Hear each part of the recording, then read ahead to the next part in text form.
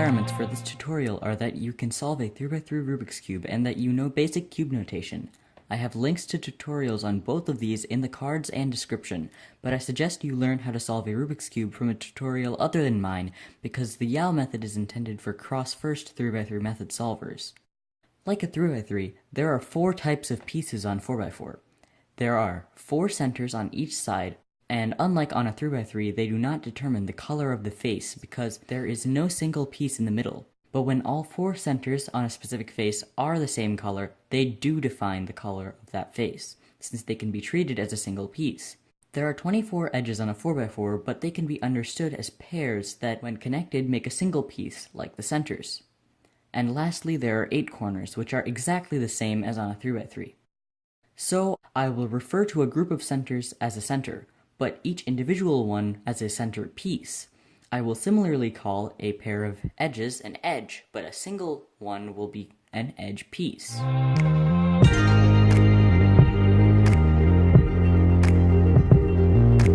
goal of this step is to have 2 opposite colored centers solved opposite of each other.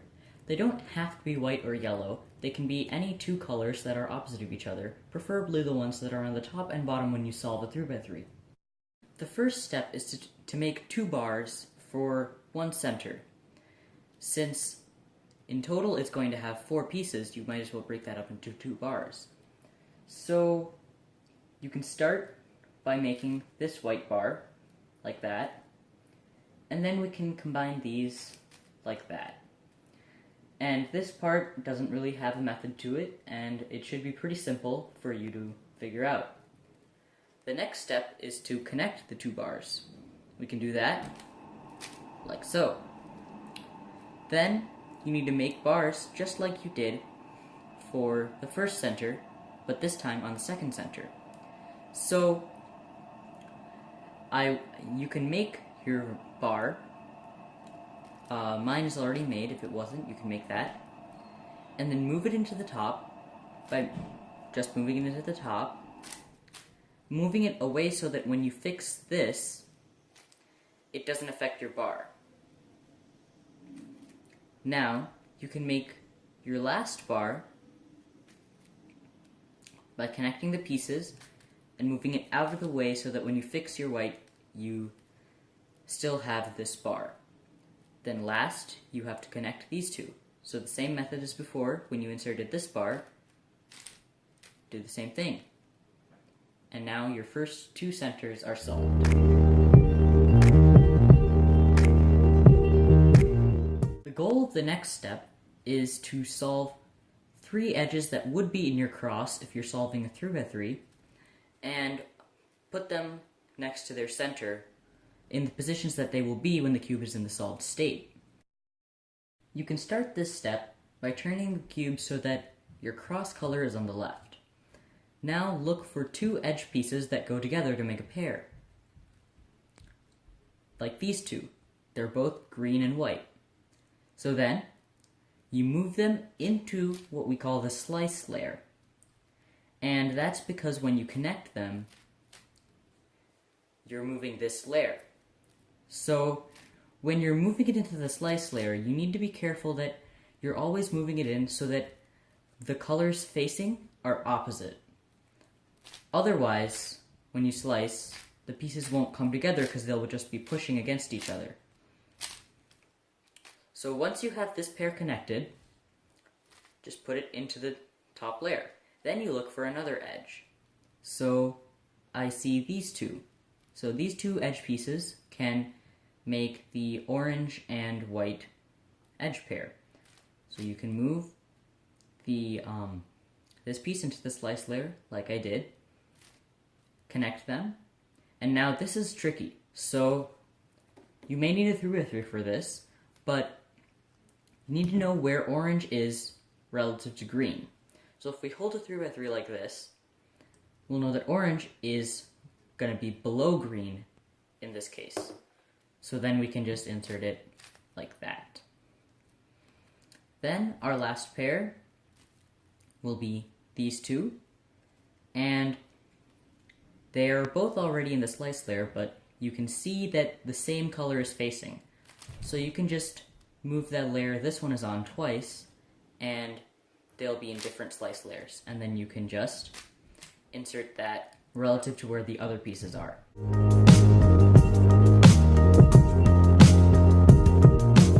The goal of the next step is to solve the rest of the centers. You can do this by making bars just like you did with the first two centers. So the orange bar is already made, at least one of the orange bars, so let's start with the orange center.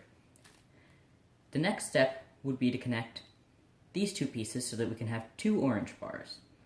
You can do that like that. Then connect the bars. Next we can do blue, because blue already has a bar made. So blue belongs in this position. So we can start by inserting this bar into that position. Now we can connect these two pieces. Like that. Then we connect these two bars just like we did with the second center. Now for the last two centers, what you want to do is end up so that you have two bars, and so that you can connect them just like we did with the blue center. So the best thing is just to mess around with wide R and U moves until you get a case like this. And then you're done. But be careful that you're always solving these centers relative to where the other centers are.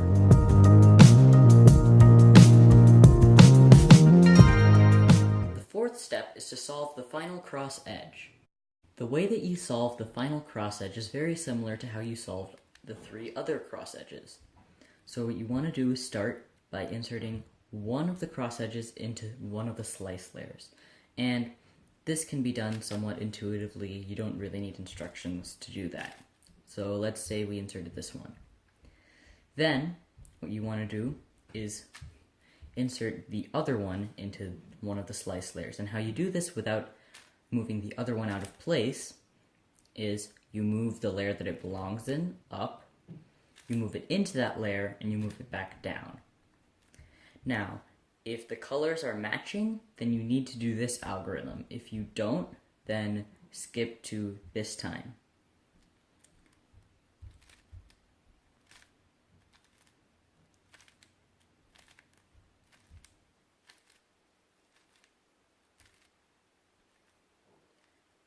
And now the pieces are paired up, so you can just move them into place.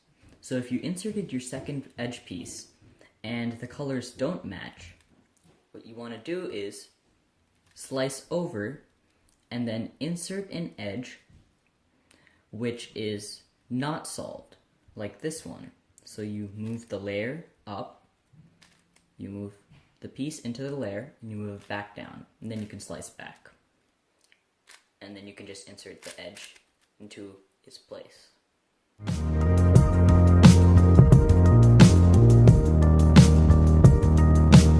The objective of this step is to solve the last 8 edges.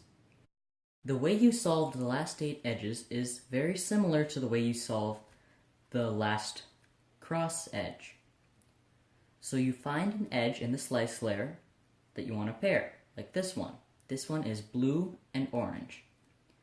So then you insert the other blue and orange edge so that the colors don't match. Then you slice, place in a unsolved edge, and then slice back. You can repeat this process until you have either all of the edges solved or just 2 left. Now, if you do get 2 edges left, then what you can do to solve them is just like what you did for the last cross edge if both of them are in the slice layer but with the colors the same. What you do is you slice over, do the flipping algorithm, and slice back. You have now successfully reduced a 4x4 to a 3x3. And if you don't see it right now, you'll notice that these are the 3x3 edges, these are the 3x3 centers, and the corners are just like the corners. So now you can solve it like your 3x3 to solve it, but wait until the end, because there are some special cases. When you reach the last layer, you may realize that you got some impossible OLL case. If that's the case, then do this algorithm.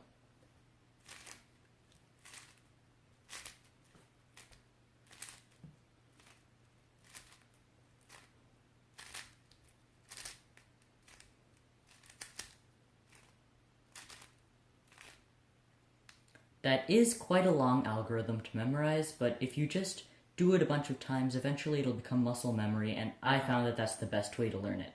If your impossible case is in the PLL step, then do this algorithm.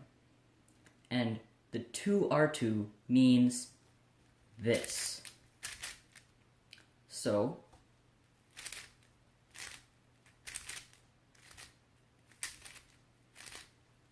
and now you can solve a 4x4.